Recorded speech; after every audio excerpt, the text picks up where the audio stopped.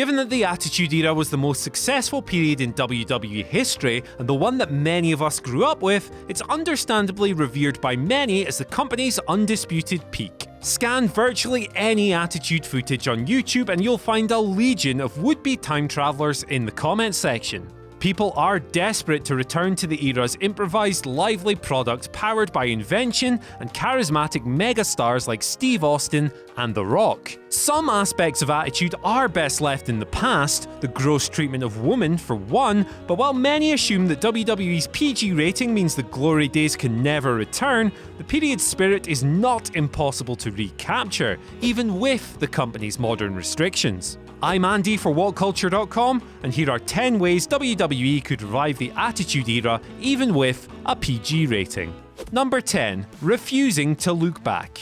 WWE love nostalgia, and with some rationale. The stars of old shine brighter than those of today, and easy accessibility to the past is one of the network's biggest selling points, but they really need to rein it in. But while WWE regularly gets stuck in the past in 2018, Attitude was a beast that only looked forward.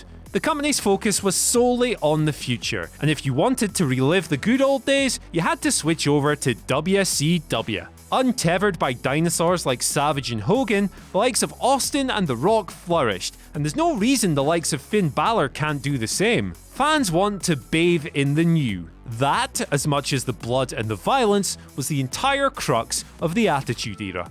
Number 9. Motives for everyone. Above all else, the hardcore title 24/7 rule gave lower carders like Crash Holly and Headbanger Thrasher the chance to become entertaining TV fixtures. The pursuit of the belt was so much more fun than most of the repetitive modern dreck that seeps onto WWE television today.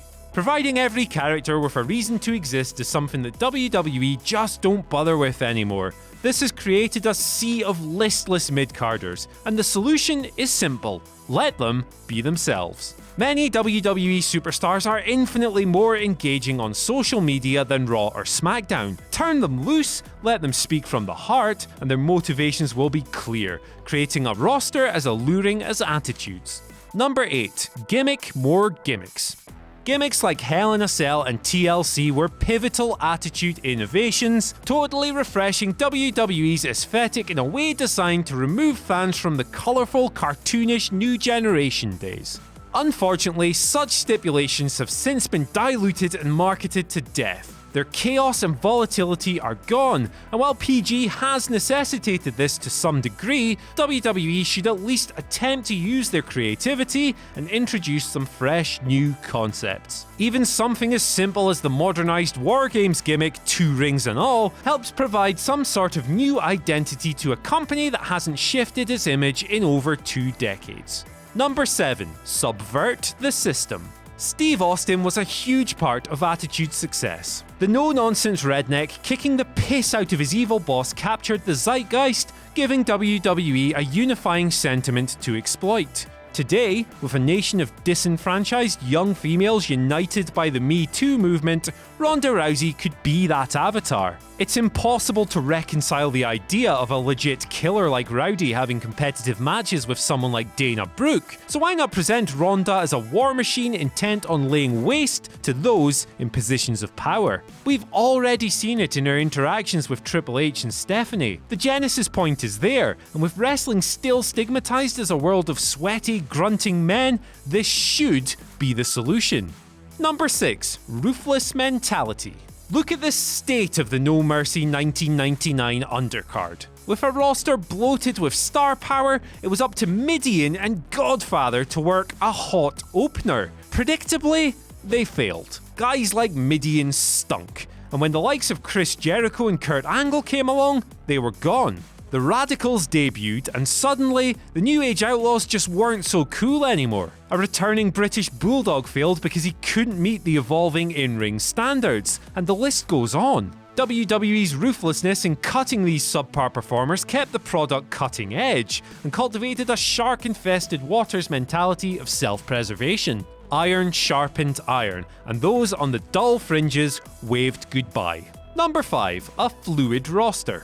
Part of Attitude's unique appeal was the notion that the landscape could shift at any moment. Raw wasn't just unmissable for Rock and Austin, but with competition flourishing, the anticipation of a new or returning star shaking things up was fantasy booking made reality. Nowadays, we make do with a roster in stasis. Guys like Bray Wyatt have been ruined by normalization, but implementing a system more in line with the old one would work wonders. Wrestlers could jump to and from NXT, and WWE could execute shocking trades with allied promotions like Progress and Evolve. It would create boatloads of week-to-week anticipation and hopefully alleviate the tedious phenomenon of watching pointless mid-card acts simply there to make up the numbers for years on end. Number 4. More varied wrestling. Most modern Raw or SmackDown matches falling in or around the 10 to 15 minute bracket follow the exact same tropes. By the final 5 minutes, every signature move is deployed for a cheap kick-out pop. Finishers are next to die, and when the winner prevails via a narrow margin, having given their opponent everything, the dance goes on. Every named performer is on virtually the same level, and everything is homogenized, from match structure to ring style. This ripples through to pay-per-views too, where nothing feels special anymore, because it's all the bloody same. Roman Reigns vs The Miz on the January 29th Raw lasted just over 18 minutes. Beyond the usual hot finish, what was truly memorable about it? Cut it down, flip the format, and engage the audience. Number 3. Be more creative.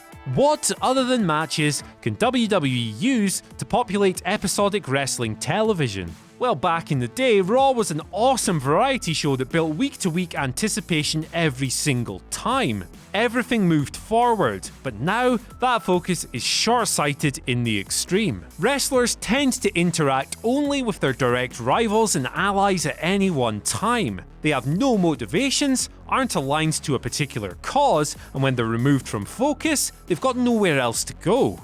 In widening their scope and creating a more intertwined series of wrestler relationships, WWE would create a structured, shared universe like that of old, thus removing the relentless A to B slog their stories have become.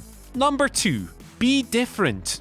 Restraint isn't exactly a word normally associated with attitude, but a less is more approach would benefit those unable to escape its immense shadow. Kevin Owens was awesome as a sociopathic brawler in the summer of 2017. His quest to murder the McMahon family was immensely believable because he binned the comedy and focused on one aspect, his brutality. Months later, he has defaulted to a man of many motives, and the audience has no idea how to take him. In attitude, roles were much better defined. Austin and Rock brawled. Benoit and Angle put the sweetness into the science. Tag teams fused high-flying and weapons-based mayhem. Each scene was unique, and it created some eclectic, awesome wrestling cards. It almost feels as though WWE are afraid to let their own wrestlers stand out these days, a huge part of their creative slump.